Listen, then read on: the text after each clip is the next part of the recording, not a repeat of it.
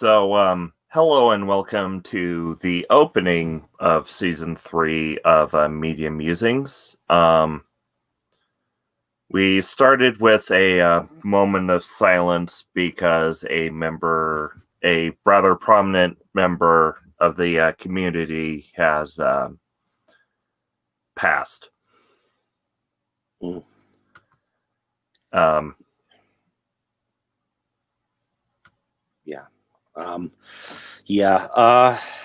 For those, I'll touch on it very briefly.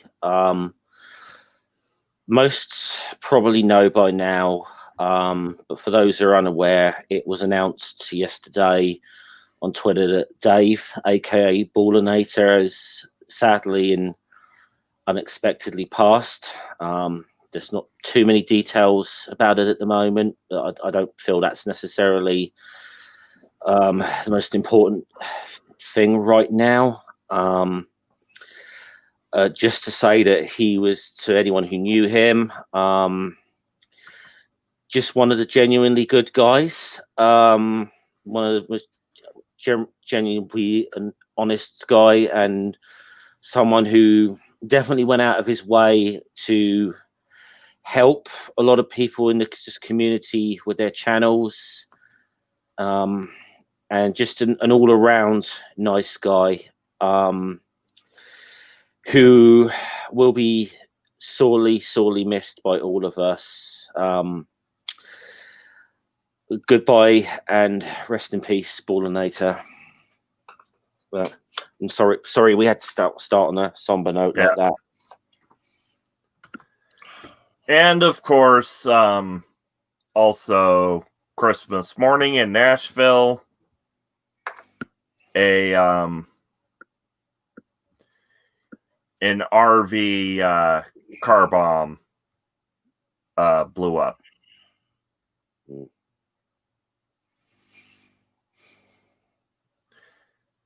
2020 is a hell of a year. It certainly has been. Thankfully there's only a few more days of it. I don't want to tempt fate by saying that hopefully that's the last of the bad news. But well, certainly we hope it is. But I don't want to tempt fate right now, because it does seem that just when you think it can't get any worse, it does. But I know we'll try and get out of this rather sad and somber start to Media Musings, because this is supposed to be a fun stream, Yeah. So it is supposed to be a Christmassy one, albeit in a bit of a weird way. Yep. And so, welcome to the beginning of Season 3 of Media Musings, where we are talking about the perfect Christmas movie, Die Hard. And of course, special thanks to my one and only patron, Santi the Sane. And I don't currently see anyone in the chat, so hello to anyone who's lurking or might be watching in the future.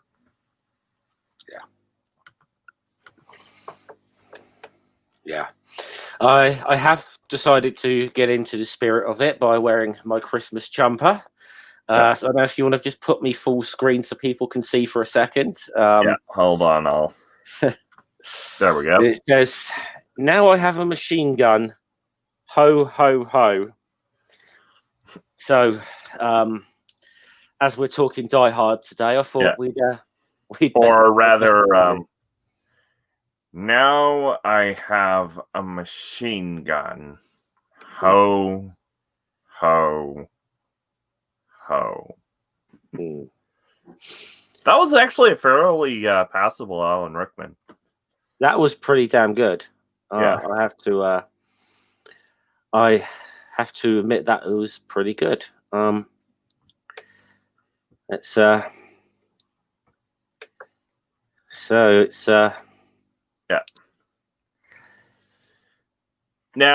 Die Hard while not being the perfect movie, because the perfect movie doesn't exist and pretty much cannot exist. It is what I would call a perfect movie. Much like the Princess Bride, where it comes to do a job and be it, and it does a perfect job of being itself. Yeah.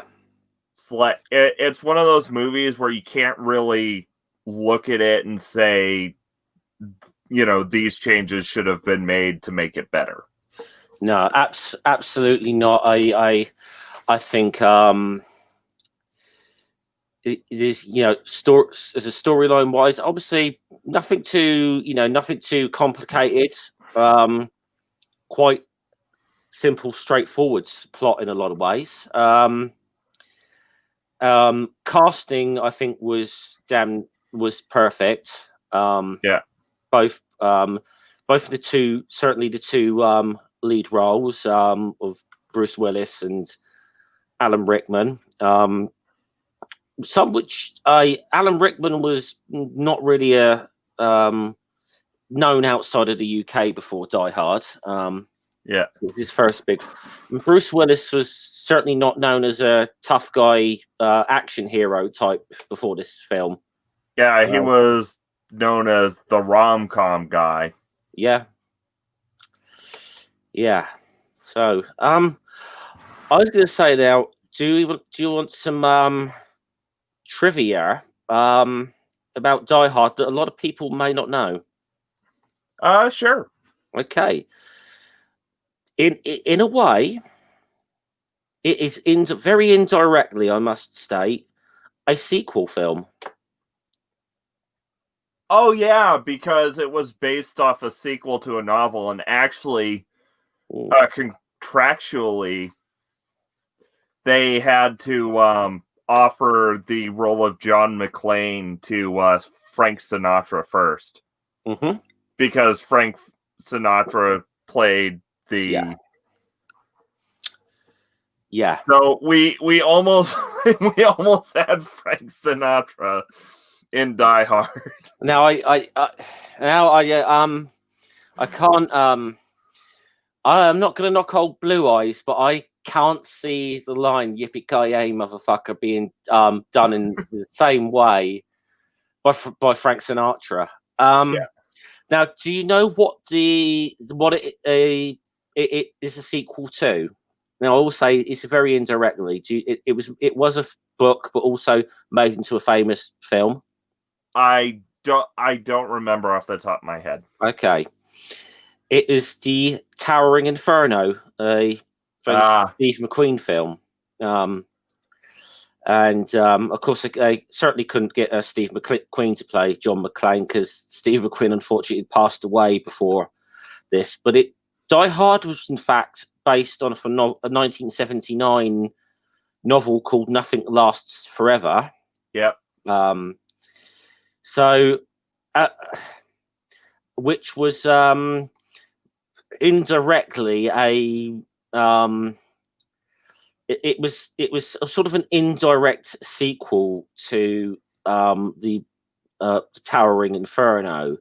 Now, but it's a bit weird how it came about, because they were written by different authors. But let's just say Nothing Lasts Forever was very much inspired by the Towering Inferno and kind of written as a follow-up. So it's very, but it's a bit of some slightly different names to characters in the novel. Joseph Leyland is the name of the detective in the novel who's trapped in the building.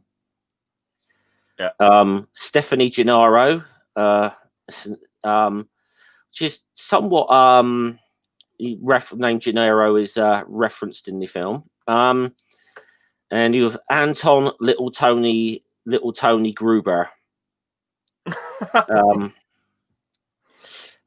Some names you'll recognize from the film Die Hard: Al Powell, LAPD officer and Deputy Chief Dwayne Robinson. So there are some names there, and Harry Ellis as well. So there are some names of some characters in that book that people will recognise. But so there's maybe a little bit of trivia about that movie that not necessarily everybody knows. And of course, Die Hard is the movie that basically spawned a genre of movies. Absolutely. It didn't spawn the action movie genre in itself, but certainly a theme to a lot of action movies that followed it. Yeah, it spawned the Die Hard ripoff subgenre. Yeah, because we have Speed, which is Die Hard on a bus. You have Under Siege, which is Die Hard on a battleship. Air Force One, which is Die Hard on Air Force One. Yeah, and then White House Down and Olympus has Fallen, which are just Die Hard in the White House. Yeah, very much so. Probably almost to the point that by the time they got to the third Die Hard movie, that they felt they had to change the formula a bit, because I don't know if that was a result of the knockoffs, but that by the third movie, you notice the man caught in the wrong place at the wrong time kind of thing, who takes on the baddies. That formula has gone from Die Hard, the third Die Hard film, and it's the villains actively coming after him. And I know that's a bit of a weird, but we could touch on sequels a bit later. But I thought the main thing is to talk about the original and still best of that series. And the first, Die Hard, being released in 1988, especially with the casting of Bruce Willis, really diverts from like what was expected of an action movie in the 80s. Mm-hmm. The hyper masculinity, Schwarzenegger, Stallone type action flicks. And I do believe the role of McClane was offered to both Arnold Schwarzenegger and Sylvester Stallone before Bruce Willis was cast, and I think they both turned it down, which was a good thing for posterity. Absolutely, because I like action films, and I got to admit, there's even some. There's a few Arnold Schwarzenegger films I like. Sylvester Stallone, actually, on occasion, does remind us that he isn't that bad of an actor. He just kind of chooses to do a lot of action films. He knows where his bread's buttered, I suppose. Yeah.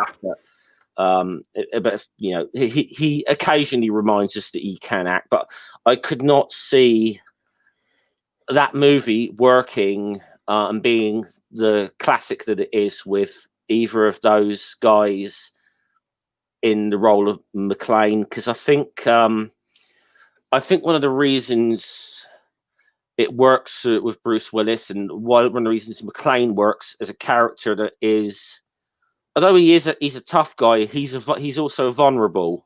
Yeah, he hasn't got that. He's not that all-conquering, like Herculean muscle man that seems, hello, Microraptor. The odds are against him, Yeah. Hello, Microraptor. But the kind of the whole point of John McClane in Die Hard is, he's just an average, he's just a beat cop who was in the wrong place at the wrong time. And had the necessary skills for the job. While when you're looking at other, 1980s action flicks, you're looking at the souped up. Unfortunately, Noodle's not feeling up to it. Mm-hmm. But anyways, so where you have this, souped up, hyper masculine, essentially super soldier, and like even like getting up to where we're seeing the release of Die Hard, that it starts getting kind of ridiculous, because like to have any kind of stakes for these ubermensch protagonists, we're seeing movies like Terminator, we're seeing movies like actually no, Terminator's a subversion of that, because Arnold Schwarzenegger's playing the Terminator in the first one. But we're also seeing, movies like Predator. Yeah. And even though I got to say, I do enjoy Predator, the original film Predator. I did enjoy. It is very much the hyper masculine. It is that hyper masculine sort of like he's a special forces soldier. Yeah, he's got this. Even though they're up against a even though they're up against a foe that can kill them, Schwarzenegger still doesn't feel like vulnerable in this. Where you could almost it helps Die Hard that McClane is a vulnerable character. And I thought this is where perhaps some of the later Die Hard movies kind of went off the rail a bit after the third one. McClane didn't seem quite so. He did seem a bit more macho and tough, and he was presented a bit more as a bit of a Superman type, which is where I think the last two movies I feel went off the rails with it. And another subversion from what was the norm at the time for Die Hard is that the terrorists, spoilers for a 40-year-old, an almost 40-year-old movie, but the terrorists aren't terrorists. No, they're just there to rob the place under the guise of a terrorist hostage situation. Yeah. But they do it almost to the point where even when they've got the hostages there, you get the villain Hans Gruber giving his little speeches as if to make the people there who are trapped there feel that they're in a terrorist situation, and in a way he probably doesn't have to have that pretense with them in a way which he would have to with the outside world. But you get that famous line with the CEO of the company, doesn't he, when he says about I'm interested in the bearer bonds that you've got in your, and then he's like, what kind of terrorists are you? And Rickman's replies, who said we were terrorists? Yeah. And if you haven't seen Die Hard, you'll probably like Die Hard then.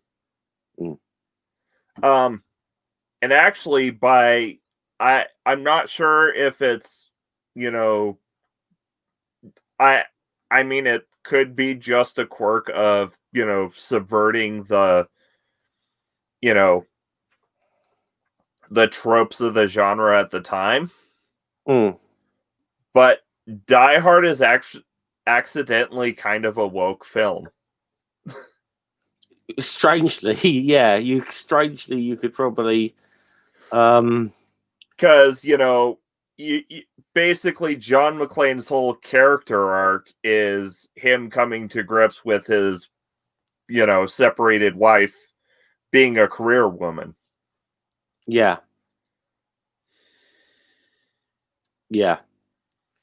Which is very much where it starts from, and again, sadly, spoiler alerts, if you get into some of the sequels, eventually he and his wife do go their separate ways, but this is where this movie starts. He is his wife is a career woman. She had to take a job in Los Angeles, where he's from New York. And he's stayed behind. And he I think he kind of made out that it's not that easy to pick up and go. But you definitely, and when you get into some of the conversations that he had with his wife, and he's very, he does sort of have that idea. He does maybe have that little bit of an idea of, look, he doesn't necessarily. He's not comfortable with her being the career woman and the main breadwinner in that family, and it has driven a wedge between them. Yeah. So, but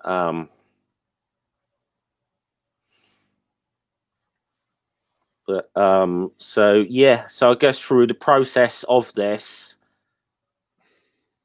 he is kind of growing as a character a bit, although it's not necessarily always addressed as such, but you get the sense that as a character he is growing through this ordeal.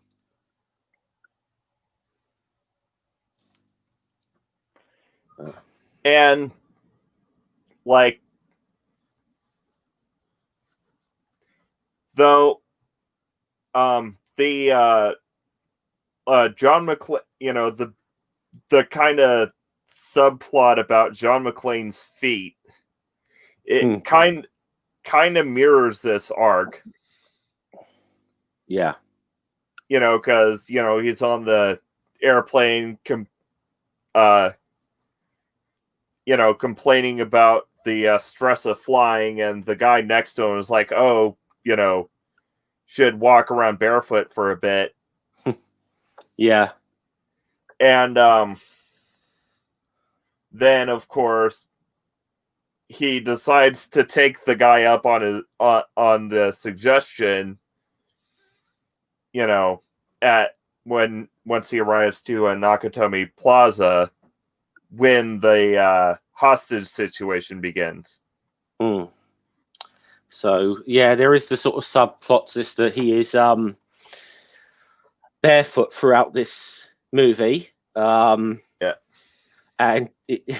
even though even with one or two of the terrorists he caps off, he found that none of their shoes fit him in whatsoever. Yeah. Then, of course, brings us to the almost Tarantino-esque scene where he's got to pick glass out of his feet. Yeah.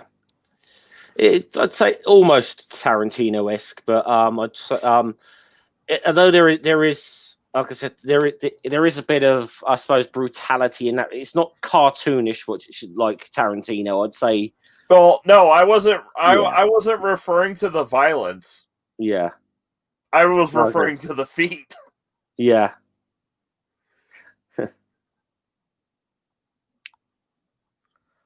It's and sorry, I misunderstood what you meant there. I was generally when I think like Tarantino violence, it's a bit brutal and sometimes a bit gory, but it's also over the top kind of over the top, slightly cartoonish kind of. Hey Jen. Yeah. Hey Jen.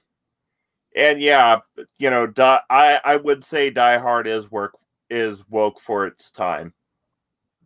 Yeah, that's probably the best way to. Or more specifically, for its time and genre.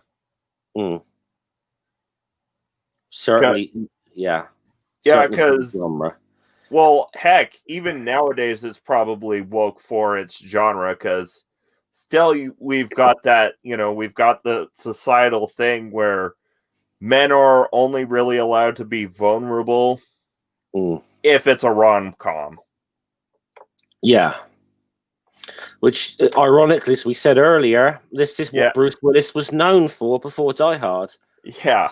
That was he was not someone you'd have pegged for an action movie star.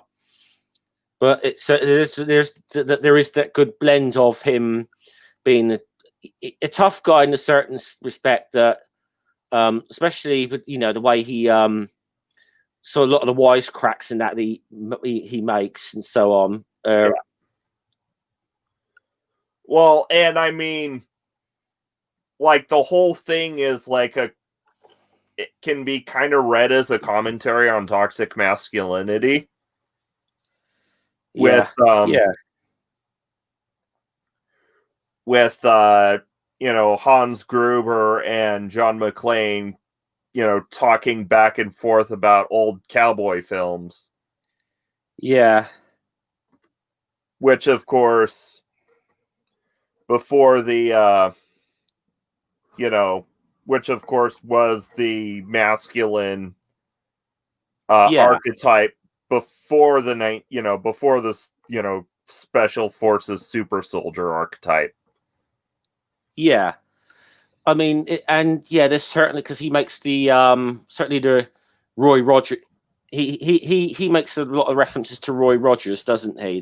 Who being the character, the guy he was partial to. Yeah. Whereas obviously Hans Gruber was actually said something about someone who thinks he's John Wayne, Rambo, or Marshall Dillon. Yeah. And of course, Hans Gruber's calling him Mr. Cowboy. Yep. Is now a good enough time as any to say the line? Yeah. And it is, if anything is the catchphrase from the Die Hard franchise, it is this line: "Yippee-ki-yay, motherfucker!" Yeah.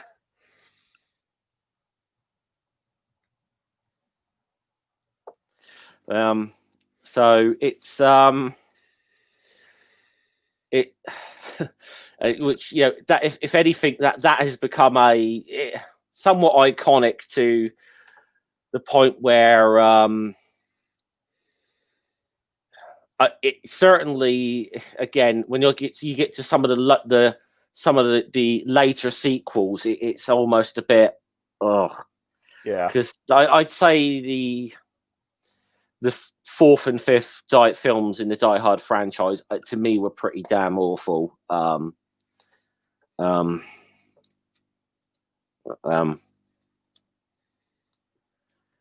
But Jen's saying that Jackie Chan refined the art of the tough action cop.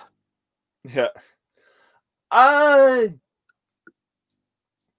Jackie Chan's mostly been comedic. Yeah. Basically fight scenes as slapstick routines is very much Jackie Chan's milieu. Well, Jackie Chan would often say that his two biggest influences are Bruce Lee and Buster Keaton. So and you can see it. Yeah. But I suppose but there is obviously within Die Hard there's an element of it's more of the character sense of humor. Yeah. The characters and it is a lot of the wisecracks and especially sort of the a lot the way he talks to either whether it be Hans Gruber or he talks to that deputy chief of police who's a bit of a dick in the film.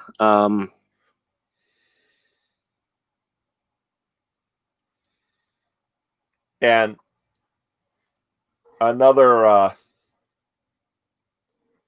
thing, like, emphasizing that John McClane isn't any kind of a super soldier, action, isn't a typical action hero, at least in the first movie.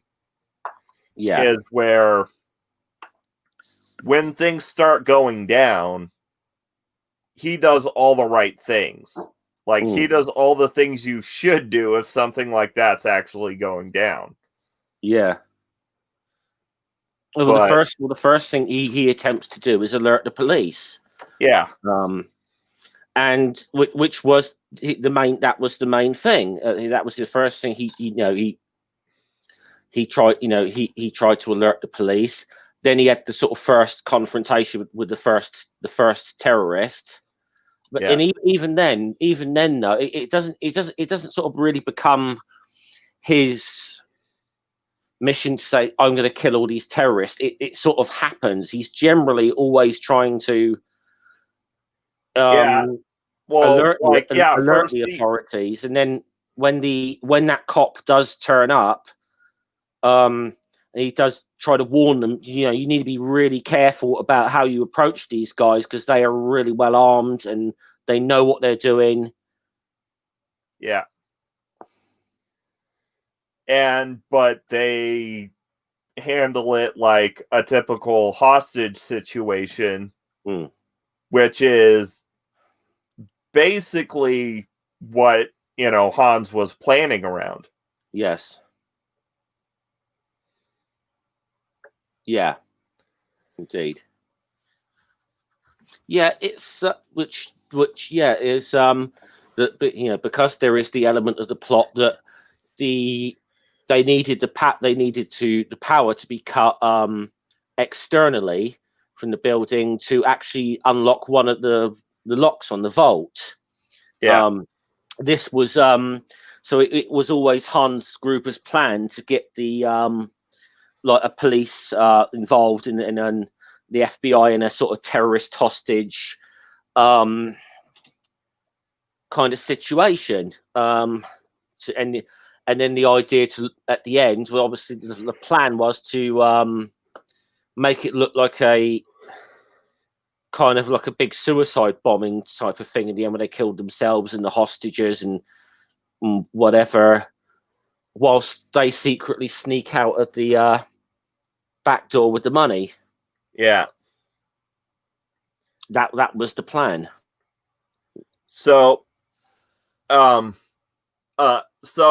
what can be more of, depending on how you view it, a problematic theme of the movie is that, when things go to shit and the proper procedures aren't working, it's up to the average citizen to stand up and do something, which arguably could either be problematic or not, depending on how you view it. Well, I think, you've got a character in the film that I suppose in a certain way would does represent a little bit of what we could call toxic masculinity in a certain way.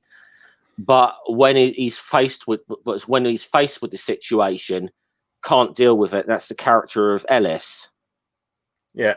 Who is, I suppose, in a lot of ways, he is the stereotype of the 80s yuppie.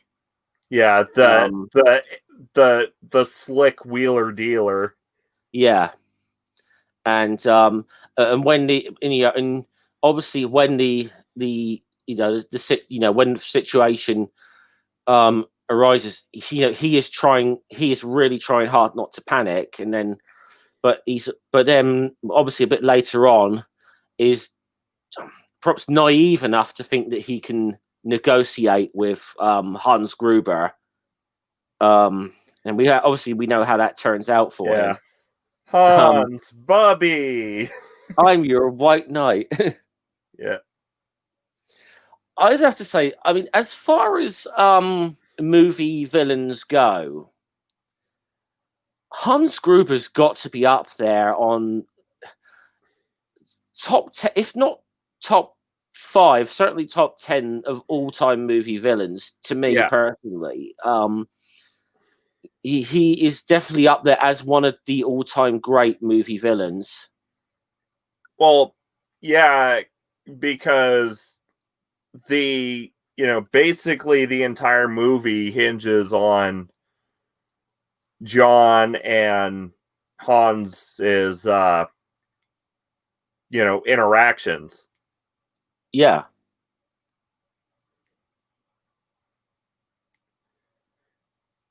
See you, Jen. Like even to the point where even when they meet face to face with without John, knowing it. Yeah. And, John gives him the unloaded gun. Yeah. But of course, spoiler alert. Yeah, of course, John does know. John does figure out Hans straight away. He's got him clocked from the first moment that.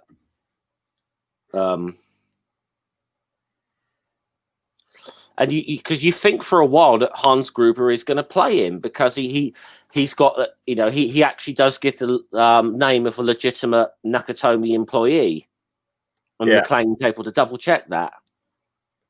He sees the board in the background, William Clay, which is the name Hans Gruber. So you think you do think for a moment Hans Gruber is going to fall at him here, and of course John McClane's figured it from. He knew from first moment this was Hans. Yeah.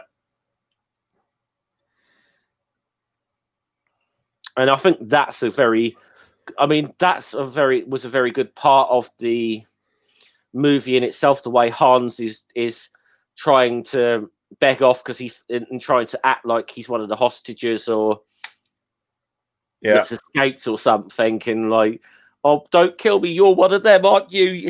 I mean, it's a good one because it's a little bit of like just a Weasley thing there. That it was just, just another element to the sort of Hans as a villain.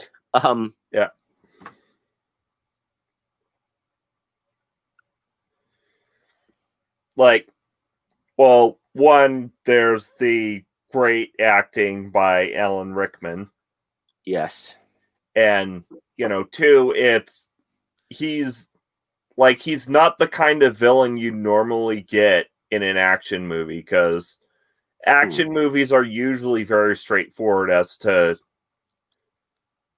Yeah. Meanwhile, Hans is more about the subterfuge and making, exploiting the situation to his benefit. Yeah.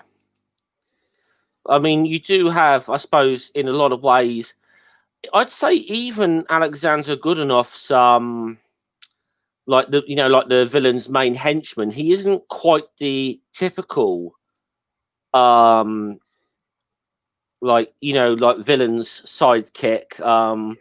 He's not like he's not like one of the villains from he's not like one of the villains top heavies from, say, like one of the Bond films or something. The villain I'm talking about, Carl, who actually the first terrorist that McClane kills is Carl's brother. Yeah. So it's become a personal vendetta him now for him. During that, and it sometimes causes a little bit of friction between Hans and Carl, because Carl is now not necessarily 100% focused on the mission. He wants more than anything to kill John McClane now for killing his brother. So there's an element of because it does lead to a little bit of conflict between the two of them when Hans is just saying, look, just lock him in the elevator shaft, then he's neutralized, then we can get on with the plan. And then Carl's like, I want to kill this guy. No, I'm not. I don't want him neutralized. I want him dead. And of course, you definitely wanted him just neutralized. Yeah. I mean, I'd say possibly the only aspect of the movie that did seem a little bit weird and far-fetched at the time is the fact that McClane left him hanging by his neck or whatever, and it turns out at the very end of the movie that he was actually found alive, and then even then at the end, it's not McClane who's the hero of this who kills him. McClane is trying first and foremost to fall on top of his wife and to protect his wife. It's Sergeant Powell. Yeah. Who I think is a very good character in that as well, because I think he is very good as a in a lot of ways, he is a support. He is the only support mechanism McClane has got throughout the only other human support mechanism he's got, and he's in a lot of ways, he kind of keeps McClane going through this. Yeah, though his character arc can be slightly problematic in a modern sense, because of when he tells that backstory about what. Yeah, how he couldn't pull the trigger, and his big character moment is shooting Hans Gruber. Shooting Carl, wasn't it? He shot, because he because Hans Gruber died in the fall. Yeah.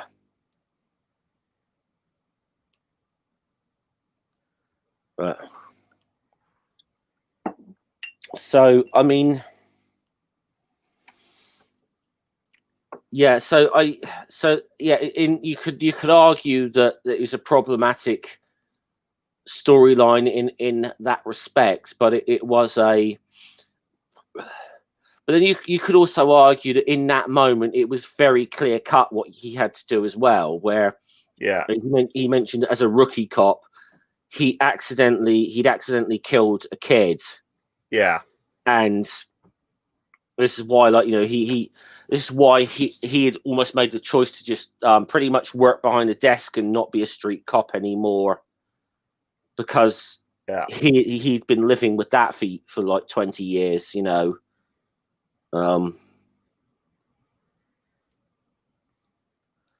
But I often think Sergeant Powell is quite an overlooked character within that film as well. Because in a lot of ways, I think he is.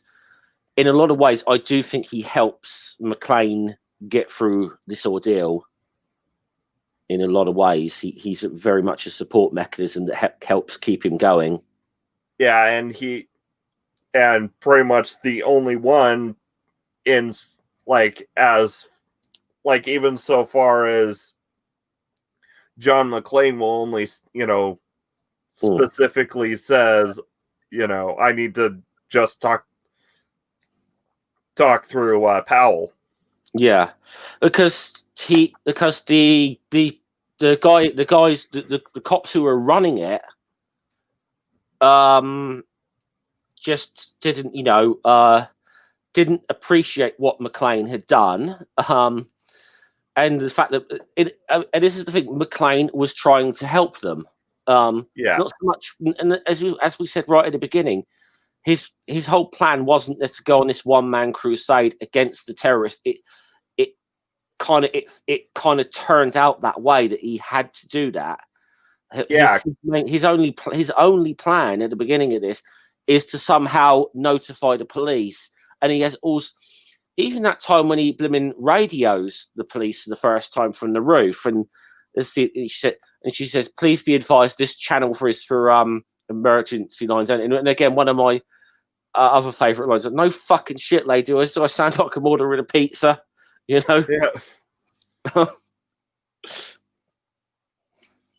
Yeah, it's like first he tries to call the police, and they blow him off, and then he pulls the fire alarm.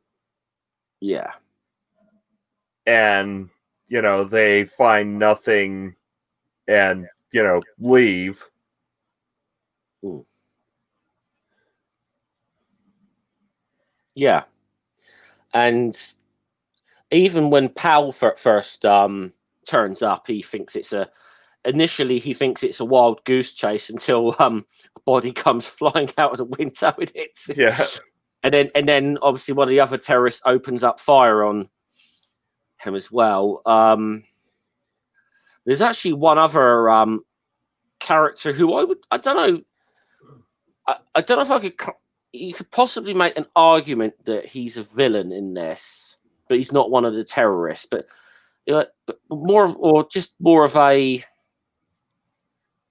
I suppose a very much a nuisance, selfish. You could possibly argue villain, and it's a character called Richard Thornburg. Wasn't that the guy his John McClane's wife was kind of maybe seeing? No. The television reporter. Oh yeah.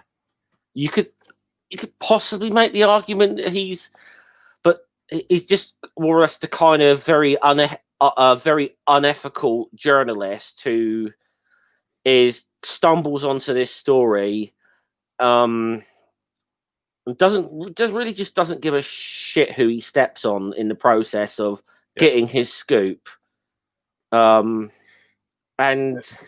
he because he actually, when they find out McLean's, he traces McLean's family in LA and then puts his blooming kids in front of the camera, which obviously leads to Hans Gruber discovering that McLean's wife is Holly Gennaro, you know. Yeah. Or in other words, a grim reminder in the rubble, a child's teddy bear. Yes.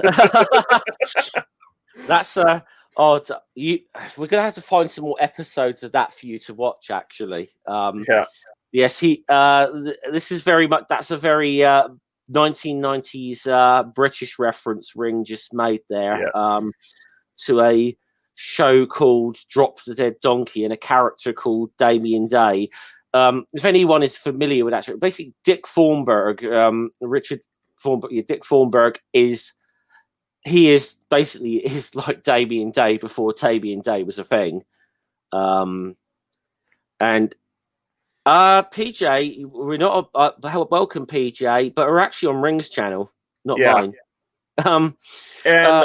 Okay, great. And hello. Oh, by the way, hello, Amanda's in the chat as well. Hello. Yeah. So, hello, Amanda. And here's how I decide when it's a new season. When there's like, basically the reason I decided that this is now season 3. So, Ring, I need to step out for just like a minute or two. Okay. Yeah. Yeah. Fair enough. So the reason I jumped from season 1 to season 2 was because I was having trouble keeping track of the episode number. The reason I jumped from season 2 to season 3 is because we already had about 20 episodes in season 2, and I needed to take that brief hiatus, so I figured now was as good a time as any. So basically, the way I decide it's a new season is if there are enough episodes where I'm like, okay, yeah, it's a new season now.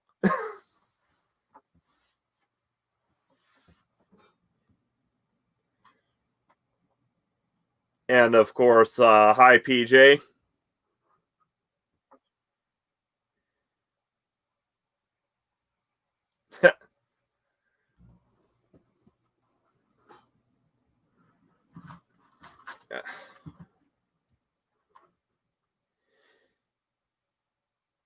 So,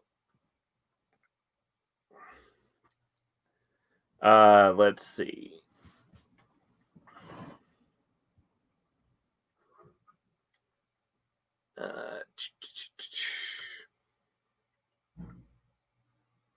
So, as a recap of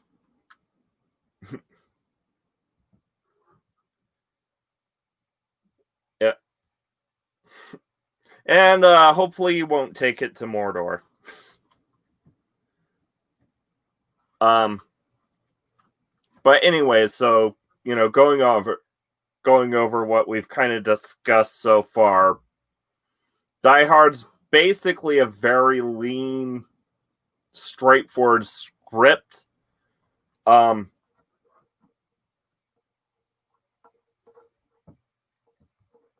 Okay, my Christmas was pretty all right.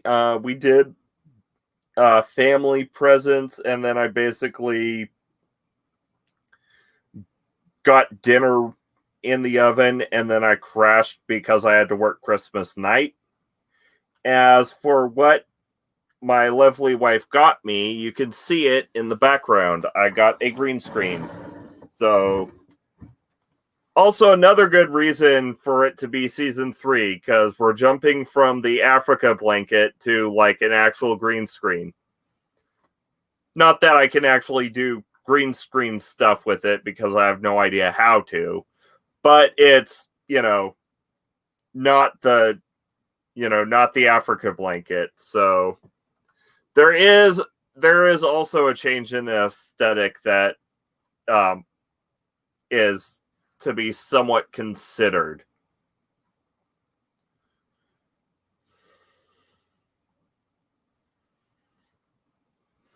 Sorry, Ring. I tried to be as quick as I could be. Yeah, it's all right. Yeah, no worries. Yeah. Yeah. So I think should we? Suppose we could touch on one or two of the sequels in the franchise. Yeah. I think we possibly. I think there's a crescendo to this. We do have to have the. We could do the little bit on the sequels about this, but as a crescendo, we got to answer the ultimate question. Yeah, that is whether or not Die Hard is actually a Christmas movie, because it's a very divisive opinion on this. But yeah, I did mention earlier that with the sequels, because of the way. I mean, Die Hard 2 it was an okay film. Okay, Manda says, Manda, do you want to come in and argue? You can always come in and argue against now Die Hard. I can't really talk that much about Die Hard, any of the sequels, because I only saw the first Die Hard. Yeah. Okay. I can talk a bit about them and touch on them. And what I mentioned earlier was that the second one was an okayish film, but very similar idea, I suppose, to the first one. It's set in an airport, but by the third one, I kind of feel they changed the formula a bit, and of the franchise, the first Die Hard and the third film, Die Hard with a Vengeance, are probably the best films in the franchise. That would be, in my opinion. Samuel L. Jackson definitely plays off Bruce Willis. Samuel Jackson's character plays brilliantly off of McClane in this. It just is. It's a perfect pairing. It really is. But you feel they changed the plot because of a lot of the imitators of the imitation films of Die Hard.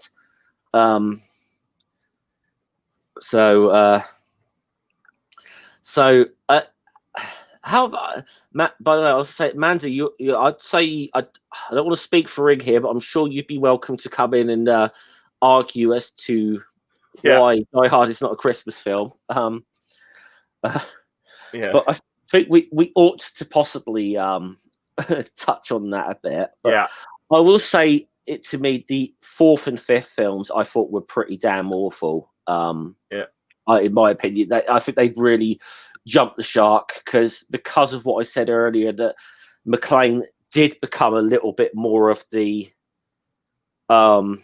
action hero stereotype, and also basically got a bit of spectacle creep going on. Yeah, and also I'd say again, the first film and the third film, you had a great villain for McClane to play off against. In the third film, you have Jeremy Irons, who plays Simon Gruber. Turns out to be the younger brother of Hans. He plays a very twisted version of the game. So basically, how to make a good Die Hard movie is put Bruce Willis up against a respected British actor. Yes, who's playing a German? Yeah. So I think that's perhaps why. Whereas I think in the sequel, the main villain Colonel Stewart was meh. It's no Hans Gruber. It was no Hans Gruber. It was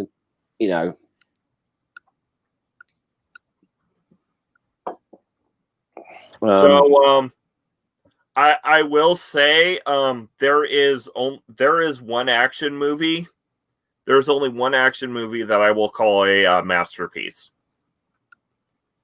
And unfortunately, even though Die Hard is a perfect movie, it is not Die Hard. Mm-hmm. It's John Wick. I would, yeah, I could go along with that. We should. I think we have a future episode of Media Music. Oh yeah, definitely. There with John Wick. Yeah, I do think, as I said, I wouldn't call Die Hard a masterpiece. I would say for its genre as an action film, yeah, it is as good as it gets to me. It especially with what we mentioned earlier with a lot of the kind of formulas that action movies it tended to have in the 80s with the Stallone films and the Schwarzenegger films, and then later you had like the Jean-Claude Van Dammes and Seagal, all those, where, and it is, to me, it is the fact that Bruce Willis was able to portray an element of vulnerability there's a vulnerability to McClane as a character that other 80s action heroes just don't have. Yeah, it like basically what makes Die Hard a perfect movie. And once again, for those who haven't been here since the beginning, my definition in this case of a perfect movie is a movie that does what it sets out to do perfectly. Yeah. Because there is no such thing as the perfect movie, but there can be a perfect movie. Like, for instance, one that we previously discussed was The Princess Bride. That would be another example of a perfect movie. Mm. And a lot of what makes Die Hard a perfect movie is, the fact that it's a lean, well-written script that basically subverts the standing genre tropes of its time. PJ's arguing it's far from perfect. So what cinemaisms? I haven't. I'm not familiar. Cinema sins can be overly nitpicky. I think I'm aware of that one. They do everything wrong with a movie in like 50. I know I'm aware of that one. Yeah. Well, yeah, like I said, there's no such thing as the perfect movie because the perfect movie cannot exist. However, Die Hard is basically the best of what it set out to be. Yeah. Yeah, it came here to do a job and it accomplished that job perfectly. Absolutely. Absolutely. And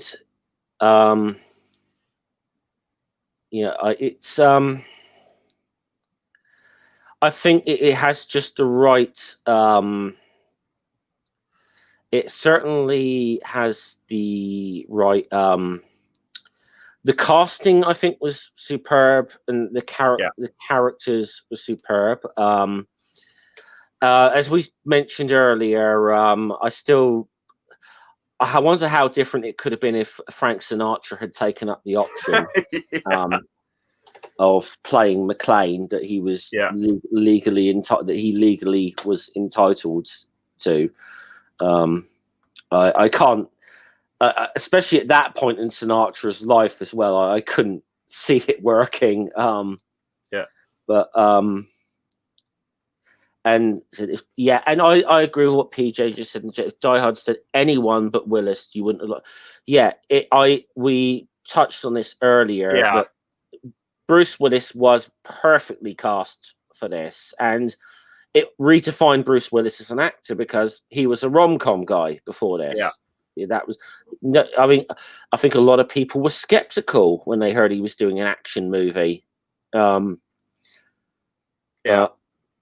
and now you say to anyone now, say Bruce Willis is a rom-com guy, they might laugh at you, because he's not known for that now. Yeah. Basically. Manda, I don't know. I was just going to say, Manda, say that we're not knocking Frank Sinatra. I'm going to be very clear on that point. I don't know if you were here from the beginning, but because of the backstory with Die Hard, there was a legal obligation to offer the role to Frank Sinatra before anyone else. And at this, okay, hold on. And we are talking at a time in the 80s when Frank Sinatra would have been in his 50s or 60s, and that by then, and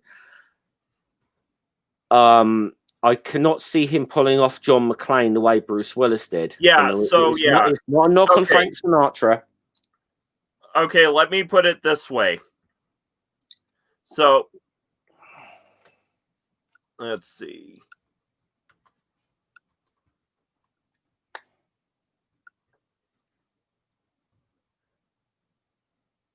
Okay. Frank Sinatra was born in 1915. Mm-hmm. Die Hard was released in 1988. Frank Sinatra would be at least 70 years old if he were, if he had been cast as John McClane. Okay. Right. Manda, I sent you the link if you do want to come in, by the way. Yeah. Because it'd be definitely always good to get another opinion on this as well. So, yeah. But yeah, and it's certainly not a knock on Frank Sinatra. It was legally they were obliged to offer the role of McClane to him first, and it was. But I will say this: I will throw this little caveat out there. I probably would have sooner seen Frank Sinatra as John McClane than Arnold Schwarzenegger. Yeah.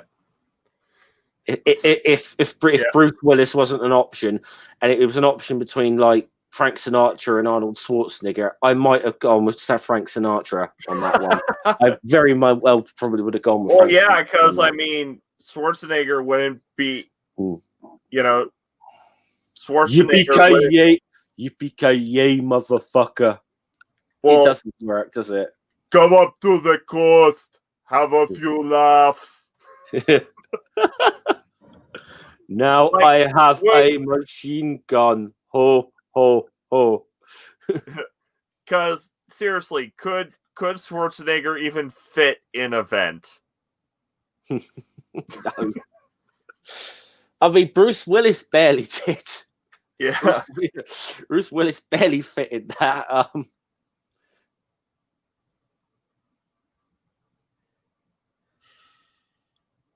PJ, that could be another stream altogether. Okay, yeah.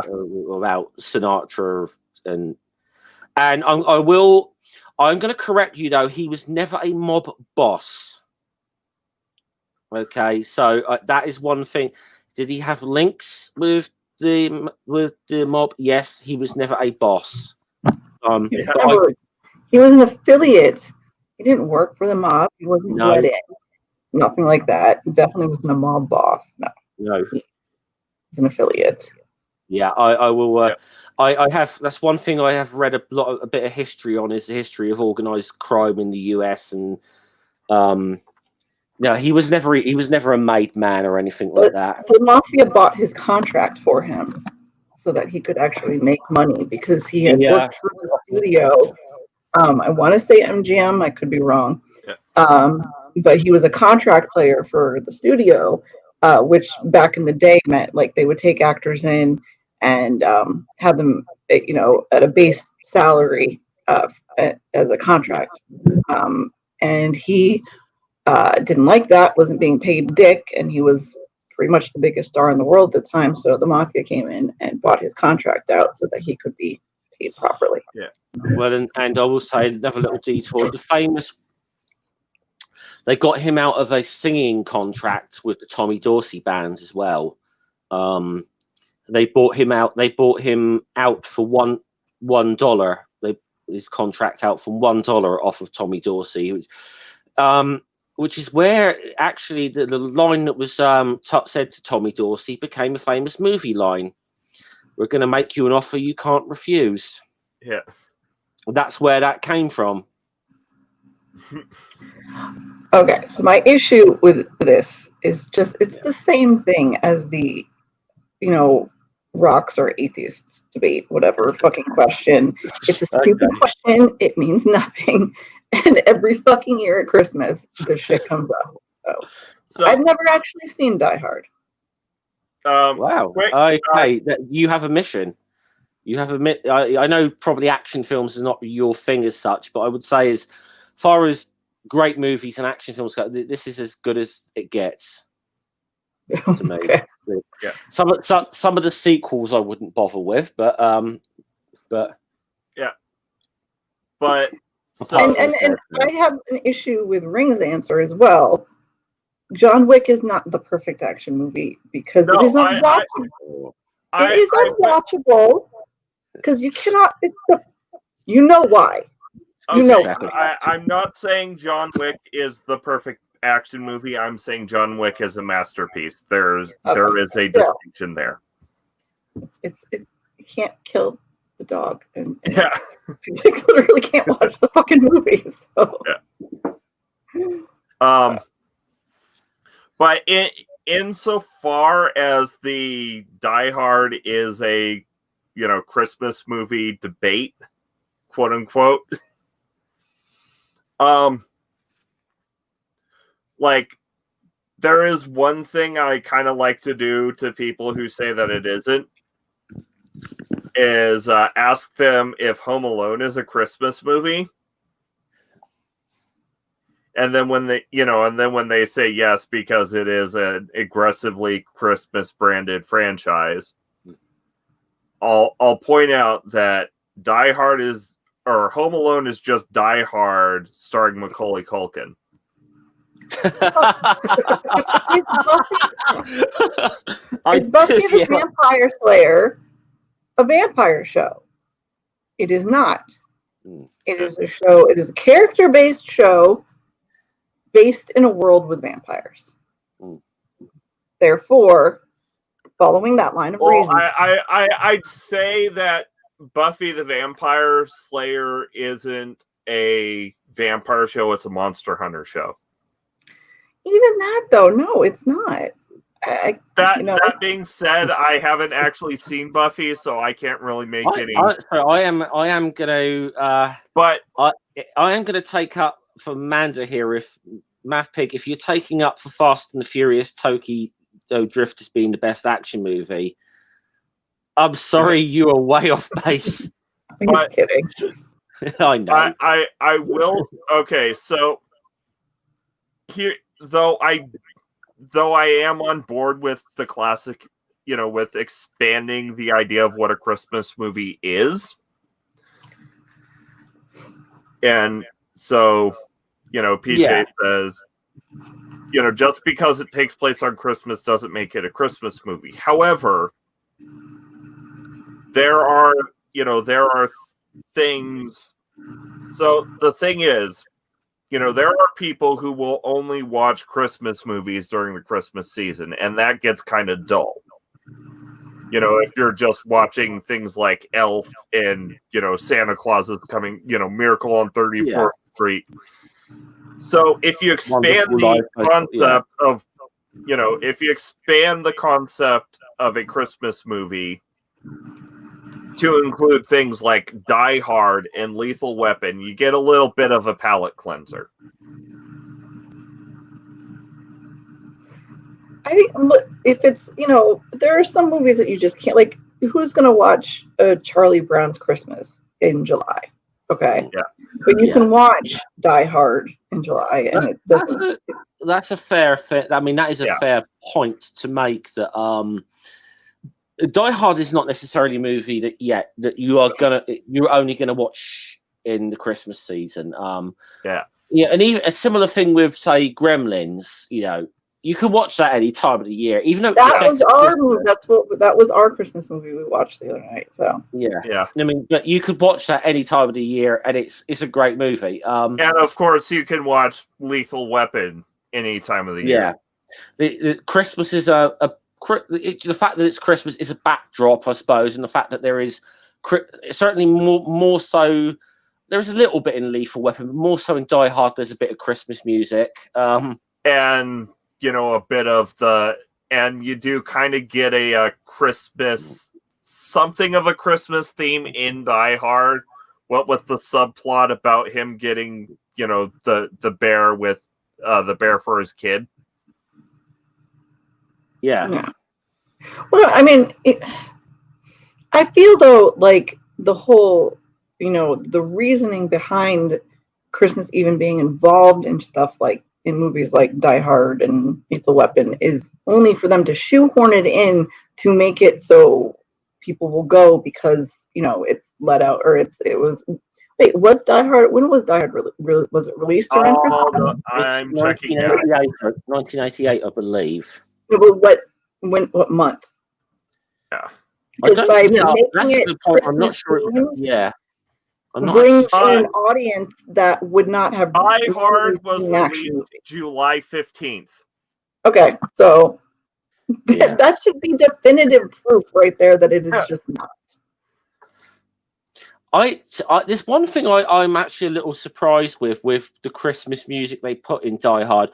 I think it could have, as we mentioned, the whole thing of where initially they had to offer the role to Sinatra. I'm a little surprised they didn't put work in Have Yourself a Merry Little Christmas, but they went obviously with Dean Martin, didn't they? Let It Snow, which is that is the kind of theme. If there's a musical theme to Die, it's that song, Let It Snow. Yeah. But not. But the argument is moot, is what I'm saying. Yeah. To be honest, it's more a. I know I joke saying I'll die on this hill that Die Hard's a Christmas movie. It to me, it's not like you. It is a moot point, Mandy. You are right. It's not a massive thing. Honestly, what is and what isn't a Christmas movie, it can be largely subjective. Yeah. Anything Hallmark puts out, or Lifetime, or whatever, puts out this time of year, makes you want to cry because it's terrible bullshit. Yeah. See, that's what you should do. We should all, have a day where we just watch all of those terrible, terrible Lifetime Christmas movies, and then we can discuss those because that would be super interesting. Or a terrible Christmas movie that I've seen that I kind of somewhat enjoy-ish. Santa Claus Conquers the Martians. That sounds kind of awesome. We got to do Bad Santa next year.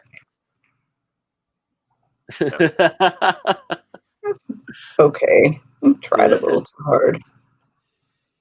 Christmas porn. Lots of Christmas themed porn right now. Not that I would know. I don't know. Would that fit an episode of Media Musings in general? Pornography. Technically media. It is technically. It's one we haven't branched into as of yet. But well, my question is this though: it's Rig's show. I don't know why I say we. But who goes on like Pornhub or whatever and is like, I need Christmas themed porn. Like it's just necessary right now. Yeah. So anyway, sorry. Now it isn't a movie, but my favorite Christmas special and by Christmas special I mean Christmas themed episode of a show is from the Twilight Zone. It's Night of the Meek. From the original? Yep. Yeah, the one where the drunk gets the magic Santa bag and becomes Santa. I don't think I saw that one. I should look it up. Oh, I lost it. Never mind. Yeah. What about you, Jeff? So me What about, with you know what we were looking for and could not find? Was the Angel is obsessed with trying to watch the Star Wars holiday special. Oh, I know that Oh, we just tried to wipe that shit off the map. Angel, I know it exists somewhere. if your boy watches this, Angel, don't. I'm pretty sure I will even just say admits you that it's will- not canon. you No, will he literally tried to get rid of every copy. Like Yeah. he desperately tried to. you will think Jar Jar is so fucking brilliant in comparison after watching that. That's okay. I won't do this Jar Jar. Okay. I've seen clips of like the weird dancing and the creepy ass Wookiee family. Holy shit! Yeah. Chewbacca had his family in the new one, the Lego Star Wars one, and they weren't nearly as creepy. By the way, I did see the presents you got, Angel, and I'll just say one thing. This is the way. This is the way. And I got to say, I actually binged watched that on Christmas Day. Yeah. I've got all the season 2s, and I binge watched it. Yeah, every episode, brilliant. It's good. Although too episodic, but still Mandalorian. So yeah. You know, sometime either on Media Musings or on TV Time, we need to talk about season 2. Mm-hmm. Yeah, we were the one from last week because they come out at 3:00 in the morning here, and so we usually he'll come in my room at like 3:05 and be like, okay, it's time. Well, I think I waited till like 3:35 and I walked in the room and he was fucking finishing it because he's a dick. I will say, I know you're going to obviously need a few weeks to get around to watch it, but we're going to have to do what we talked about. Yeah, we've been talking about that for ages and we never got round to it, have we? Because one thing or the other's got in the way. So that's such as life does at times. But I started rewatching. I think I'm halfway through the 3rd season. And I've actually got to say The Ring. I think both you and Noodle would like The Wire because it is a perfect social commentary on America. But we've gone way off topic here. Yeah. I think I just realized. I told you I didn't. It's my fault. No, I think we've kind of blown through like a lot of what we can say about Die Hard because it's a really lean movie and it doesn't really have much that you can like kind of analyze about it. No, not massively. I think, as I said, the big takeaways of it, in a certain way, it did. I don't say break the mold, but it definitely steered away from a lot of the tropes of action movies at the time. Yeah. The fact that McClane is a vulnerable character, unlike you're watching like an Arnold Schwarzenegger or Sylvester Stallone movie of the period, or like where they're just supermen kind of thing. Although I got to say, after reading, and I will take a very slight detour there. After reading the David Morrell novel First Blood, I actually have a real disdain for Sylvester Stallone's Rambo now because they butchered what was a fucking brilliant novel. Well, yeah, it was originally like written as an anti-war novel.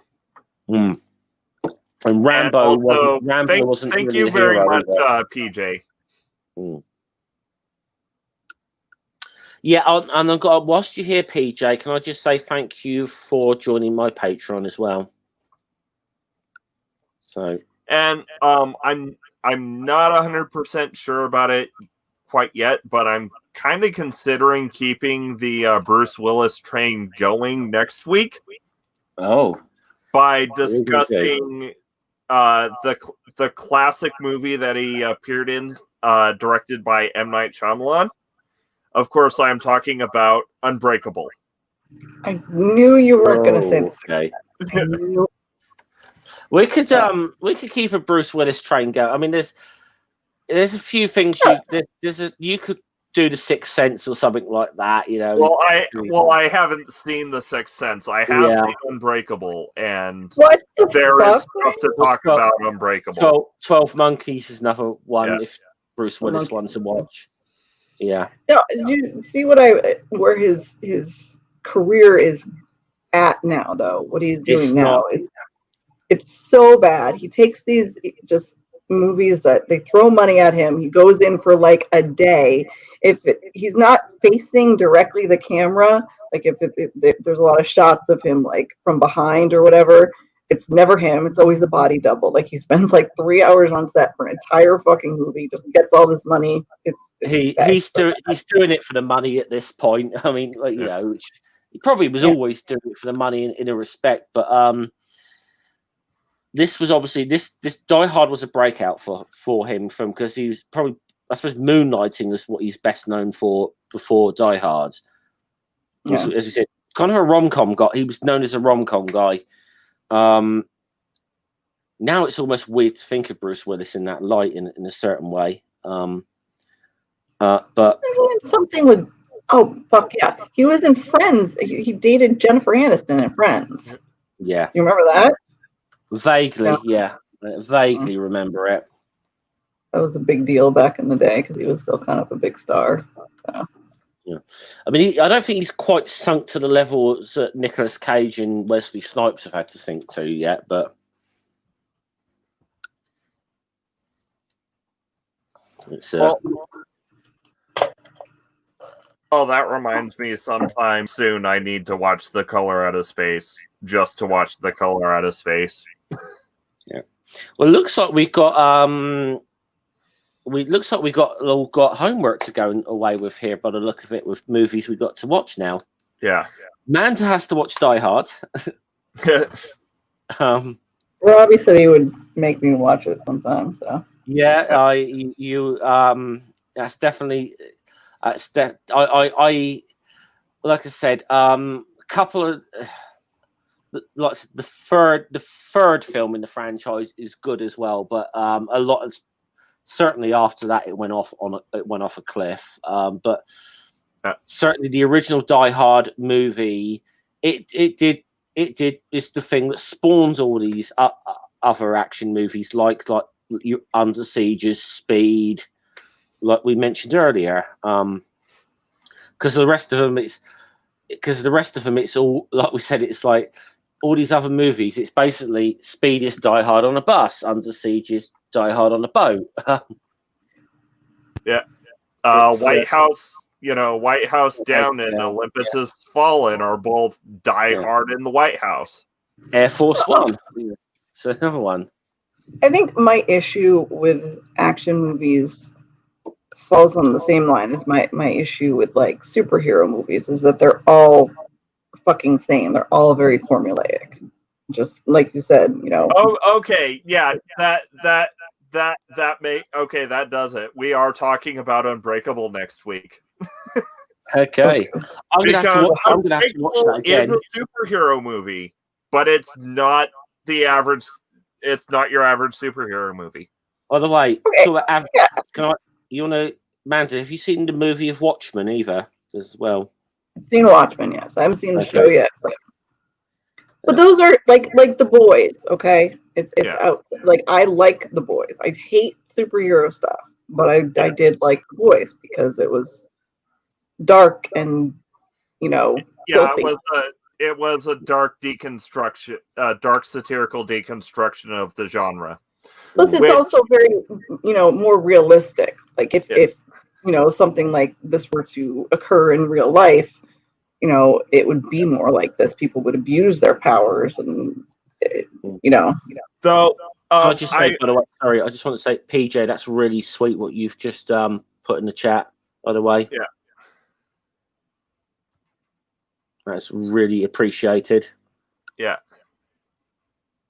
And thank you, PJ. Also, fun fact, when I was adding your name to the patron crawler, I accidentally typed in PJ Sith. That Freudian man just said. That's me. But and I guess that's kind of part of the reason why I'm holding off on discussing graphic novels until I can get some guests to discuss Astro City, because the superhero genre has a lot of problem where the only commentary on the genre, for the most part, is, you know, hyper-violent satirical deconstruction. Like Watchmen, for example, yeah. Yeah, like Watchmen or The Dark, you know, or Frank Miller's The Dark Knight Returns. Yeah. Two of my favorites, by the way, but and what I like about Astro City, and actually a lot of Kurt Busiek stuff, is it it does the genre commentary without doing the hyper violent, you know, satire.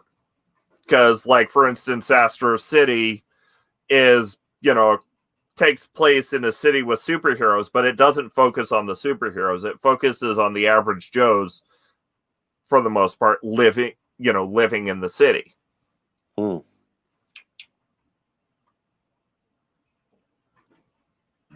I've never heard of that one, but I don't. Well, and actually, another great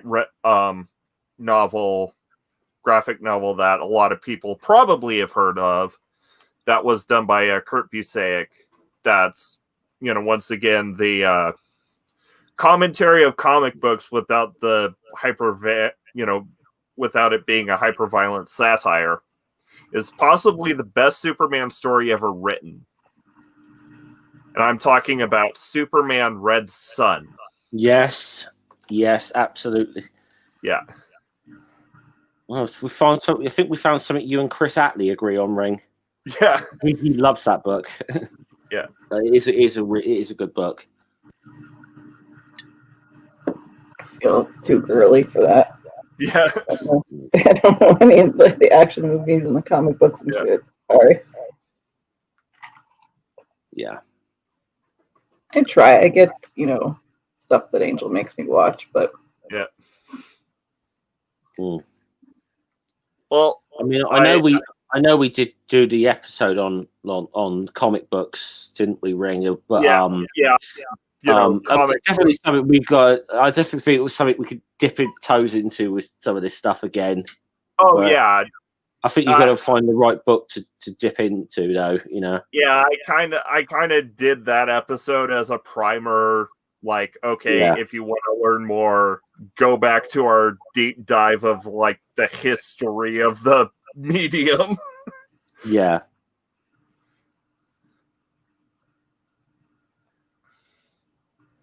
But yeah, we've got massively off of Die Hard here. I've just realized, but I think there is only so much you can, because there is only so much you can go into with Die Hard as a movie. It is an awesome movie, but there's only so much you can go into it with, like, with a lot of it does what it says on the tin, sort of thing, and it's a great movie, but it's a simple and lean movie. Yeah, it's simple and lean, but there is enough depth to the characters that make it very interesting. And I do think it did break one or two conventions of action movies at the time. So but is there anything that it started itself, as it, you know, it made its own conventions in action movies? Well, very much the whole man trapped in a wrong place at the wrong time thing, which has been a repeated trope of action movies ever since Die Hard. I struggle to think of anything that came before Die Hard that did that. There may be something, but I'm unaware of it. Yeah. Well, what about I don't know too much about action movies, especially from back then. What about the whole terrorist thing? Was that Was that always a big thing before Die Hard, or? There might have been instances, but I can't honestly remember it. Usually, like, yeah, having terrorists as the bad guys was kind of a thing in the 80s. But usually, in regards to 80s action movies with terrorists, the protagonist was actively hunting them down. He wasn't stuck in a hostage situation. Yeah. And also in Die Hard, the terrorists aren't terrorists. Yeah. How so? They're basically faking a terrorist hostage situation as cover to rob the. It's a heist in a way. Yeah, it's a heist. What they're really doing is a heist. So could you? I mean, I guess a heist film would have to be the protagonists or the ones committing the heist, so it wouldn't technically be a heist film. So, just wondering. Yeah. But certainly, I'd say that's the biggest trope that, as far as I'm aware, that started, is that you have someone put in that sort of situation where they're trapped in a situation with, like things like Under Siege, Speed, those sort of films, Sudden Death. Just to name a few. Like I said, Olympus Has Fallen. All. It's just, in a lot of ways, it's Die Hard, but what situation can we put them? Can we trap the person in? Yeah. Effectively, it is Die Hard, but I think what a lot of these movies, I think, have failed to capture what made Die Hard great is, as I said earlier, the fact that there's an element of vulnerability to McClane, which I think makes him endearing. And also, it seems like most of those other, Die Hard on X is the problem is they get to the situation too quickly. Yeah, because in Die Hard the hostage situation doesn't take place till like nearly halfway through the movie.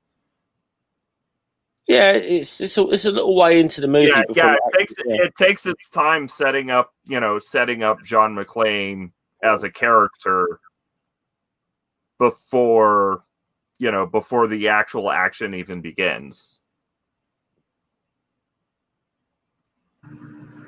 It also kind of cemented Alan Rickman as a really great. Well, Die Hard was Alan Rickman's first film.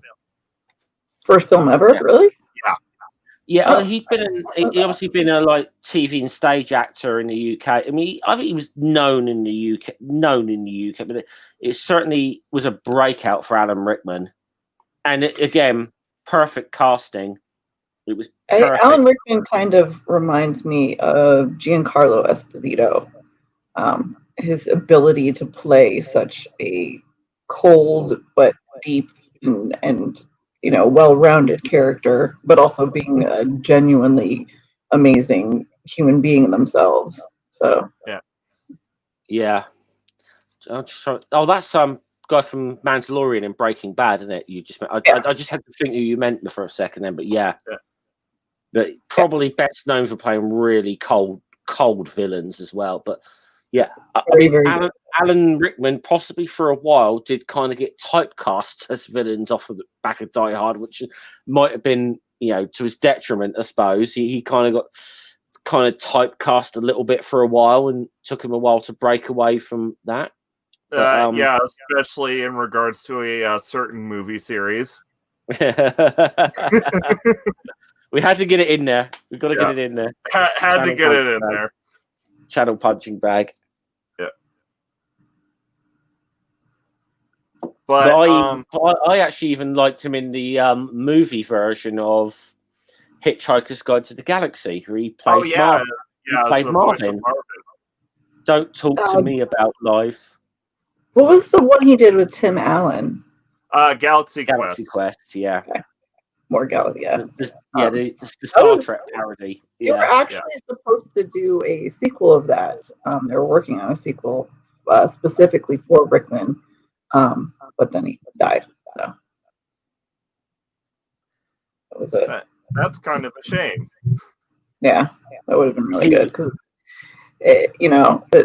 as silly of a movie as that was, he did a really good job. He did a very good. He is one of the redeeming features of Galaxy Quest, without a doubt. Yeah. But I would argue that though some of the things that have come since, like the Orville, wouldn't have happened without Galaxy Quest being a thing. It was as far as it wasn't a bad Star Trek parody, but it like take on the Star Trek. But Alan Rickman's character in it was fantastic. Yeah. No, I think one of the biggest problems was the main actor because he fucking sucks. This is the thing. You had a great supporting cast of Alan Rickman, Sigourney Weaver, and all that, but then you just Tim Allen as a lead just didn't fucking work. Well, also the meta joke of casting Alan Rickman as the British actor who had been typecast. Yeah, that's fantastic. Yeah, when he's just he's there, sort of saying, "Oh, how did I end up with this? I played Richard III, Yeah. I was, I'm trained Shakespearean, actor, and I've ended up. PJ said Galaxy Quest is better than Star Trek. A lot of people actually think that, so I don't. I actually last year, funny enough, I got to speak to a British actress that has been typecast as villains for most of her career, and she is really cool in person. You get to meet her, which is Sarah Douglas. Yeah. But, probably best known for a villain. She was a villain in the Superman movies. The ones from the 90s? The ones from the 80s. 80s, okay. I just got. She played Ursa, which was one of General Zod's sidekicks. Ah. But she kind of got typecast as a British villain as off the back of that. That's because British people are evil as fuck. Yeah, we are. Yeah, like we wouldn't have had we wouldn't have had an empire if we weren't all evil.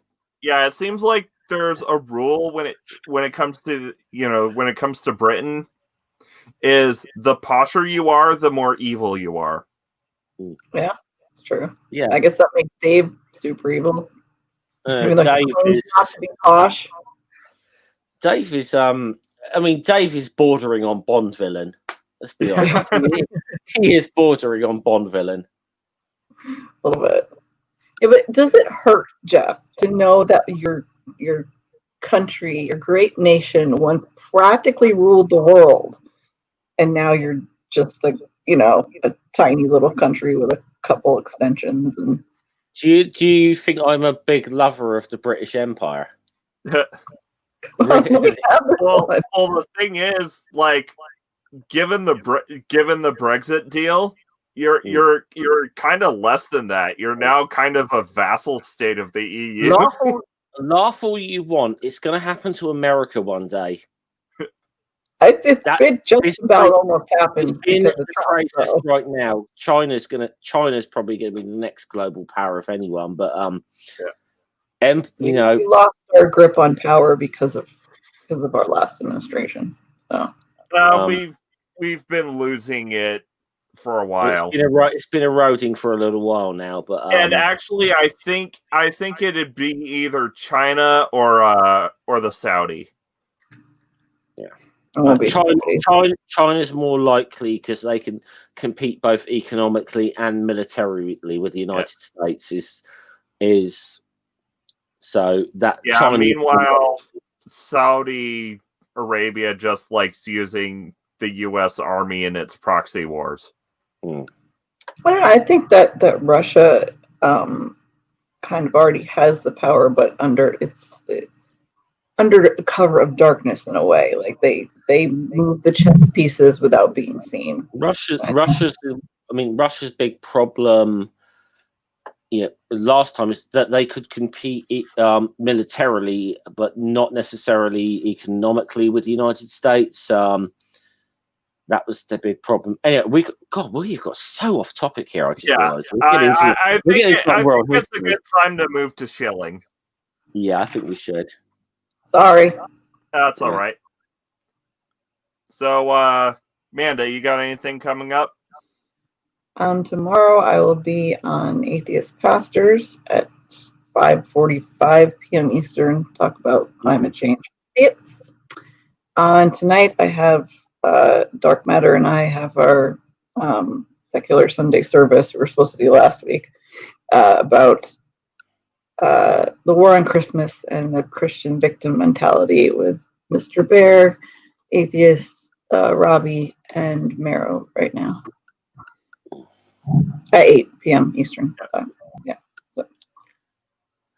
And Jeff? As I said, myself and Noodle probably going to start the Asterisk streams again in the new year. I've said this a few times in the last week that I'm hoping to try and do a bit more stuff on my channel going into next year. I've reached out to one or two people for interviews, but still waiting to hear back from one or two of them. I do have a Patreon now, which I know PJ actually subbed to earlier today. I'll just say, be patient with me. I'm still trying to figure out Patreon, but I do want to do something with it because I'm going to ask people to give me money, then I want to give them something for it, But that's kind of where I am at the moment. Hopefully, I'll be able to do a bit more with my channel going into the new year. But I feel like I've said that every year since I started my channel, and sometimes life gets in the way, as these things do. Yeah. But and Chris Shelton will be on next week to talk about his book since he missed the last one. Which Scientology A to Z knew that one? Yeah. Brilliant book. I talked with your little prequel. I actually talked a bit with him about that on my channel going back earlier this year, but hopefully it'll be good to see Manda get into some of the more details of it as well. I think. I have you to thank for my friendship. Chris and I have become pretty good friends, and wouldn't have met him without. So Chris is also. That was mainly I just sort of I just remember. Do you want to come on and talk about Scientology's drug rehab program with a former Scientologist? You were like, yeah, sure, let's go ahead and and it was really weird. It was on my channel, but I always two of you just hit it off and were having such a great conversation. It's like, I'm just going to sit back here and let these guys go, and I still and just add something in now and again because it was just so. You just that thing. You just sitting back and you realize something really good is happening, and I was like, no, I still think it's the best thing I've ever put out on my channel. Is that interview? And of course, as always, on Saturday, we will be having secular D&D. And given the 2-week hiatus, I'm gonna go ahead, that ended up happening. I'm gonna go ahead and call this season break. I have to mention the New Year's stream. Apparently, so you guys are obviously invited. I might be working. Okay, but I'll probably pop in because I won't be working because I'm having to shield again. I refuse to say what he's doing on it, but it's there. It starts at 5:30 Eastern on New Year's night. So. And of course, on Sunday we'll be talking about Unbreakable. And by the way, can I just say something, Ring? You guys, your D&D party needs to get to the end of this campaign because that we on my channel yesterday, and I'm no D&D expert. I've come up with a great idea for a potential new campaign for a D&D party. Honestly, it could be done as a one-shot. It probably could be, but it's if we're not finished by March 31st / April 1st, I'll also be running a one shot where I've already got Jeff and a couple others on board. Jeff and Sam Chaos are on board for it, but basically, a bunch of atheists and pagans are gonna raid Dinosaur Adventureland. Wait, for real? For real? In D&D. Oh, I was going to say, I'm not that far. We should go. Kent's going to be the final boss, I think. In this. Is Dinosaur Adventureland going to become like Jurassic Park? Wait and find out. Yeah. And of course, as I mentioned earlier on Jeff's streams yesterday, sometime I'll probably take a crack at the Braxton Hunter's 10 questions, but I've got at least one, maybe more episodes of Dungeons and Divinity that I've got to make before I feel good about doing something other than Dungeons and Divinity.